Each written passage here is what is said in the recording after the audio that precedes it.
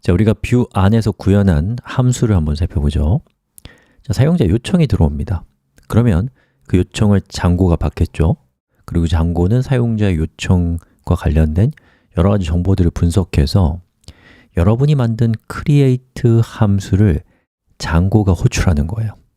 자, 그걸 호출하면서 첫 번째 파라미터의 인자로 http request라고 하는 어떤 객체를 만드는데 그 객체 안에 사용자의 요청과 관련된 여러 가지 정보들을 패키징한 정보를 객체라는 형태로 만들어서 여러분에게 공급하는 거죠.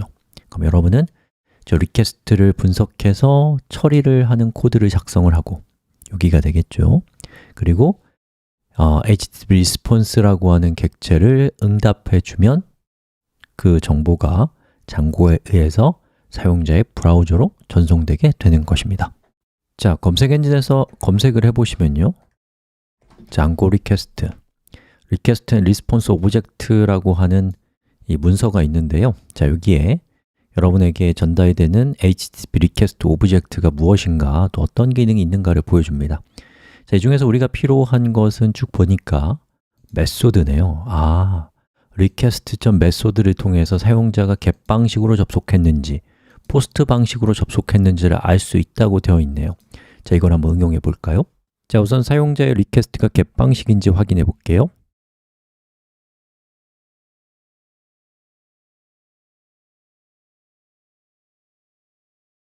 자, 이 create 링크를 클릭하겠습니다. 자, 그럼 서버랑 통신할 때 get 방식으로 전송된 것을 볼 수가 있고요. 자, 리퀘스트 메소드가 get이 찍혔죠? 자, 여기다가 제가 아무거나 대충 입력하고 제출을 눌러 볼게요. 자, 그럼 서버와 통신할 때 포스트 방식으로 통신을 했고 여기에는 포스트가 잘 찍힌 것을 볼 수가 있습니다. 자, 그럼 그 사실을 바탕으로 해서 리퀘스트 메소드를 이용해서 포스트의 처리와 또 get의 처리를 분리할 수 있겠죠. 자, get 방식인 경우는 이렇게 처리하면 되겠죠. 자, 일단 저장하고 잘 동작하는지 확인해 보겠습니다. 자, create를 클릭했을 때 잘 나오죠. 자, 이번에는 포스트를 한번 처리를 해 보겠습니다. elif request. 자, 이렇게 하면 포스트로 들어오는 처리를 잡아낼 수가 있겠죠. 자, 우리가 지금 일단 해야 될 것은 포스트로 들어온 데이터를 화면에 출력하는 거를 한번 해보려고 하는데요. 자, 여기 리스폰스로 들어온 것을 리스폰스를 리턴할 때 일단은 공백으로 리턴을 하고요. 자, 그 다음에 포스트 방식으로 전달된 데이터를 받으려면 어떻게 해야 될까? 여기 매뉴얼을 보면요, HTTP 리퀘스트에 포스트라는 걸 통해 받을 수 있다고 되어 있어요.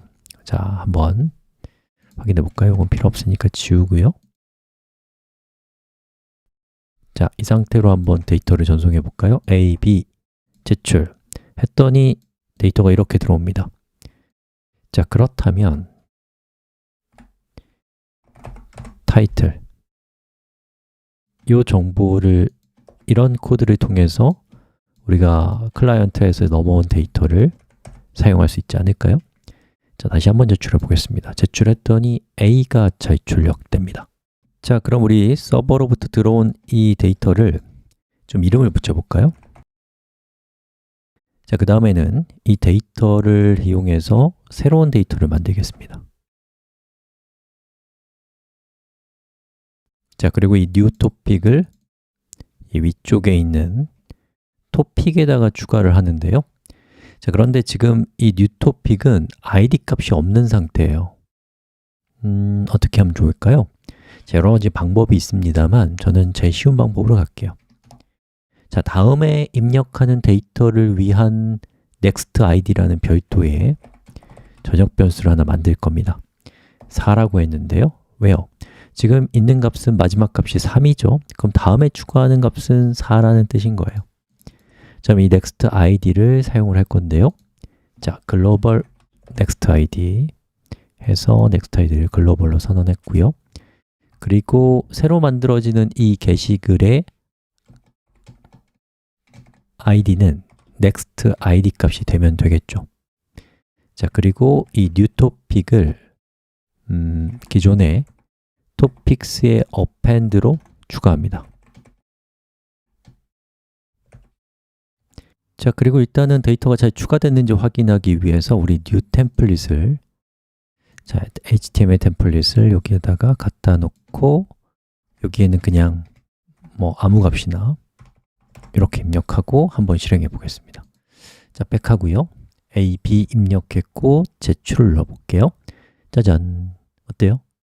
A가 잘 추가된 것을 볼 수가 있습니다. 자, 그런데 여기서 여러분이 create를 또 하면요, 여기에 문제가 좀 있어요. 얘를 클릭하면 얘가 4죠? 근데 얘도 4예요. 왜요? 우리는 계속 next id 값으로 4를 집어넣고 있거든요. 자, 그래서 여러분이 값을 추가한 다음에는 next id를 기존의 next id에다가 더하기 1을 해주셔야 돼요. 자, 그리고 한번 해볼까요?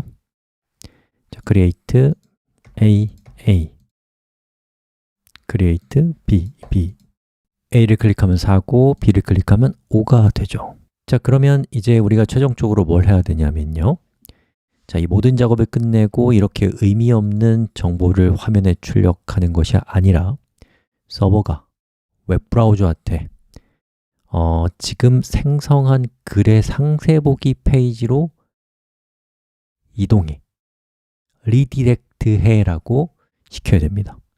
자, 그걸 한번 검색을 해보면요,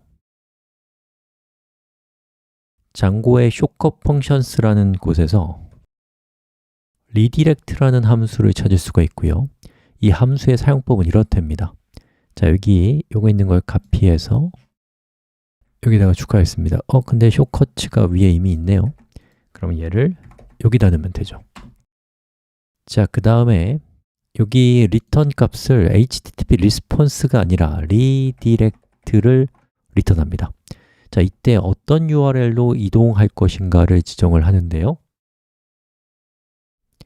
자, 우리는 next id 값이 새로 갱신되기 이전의 next id 값을 이용하면 돼요.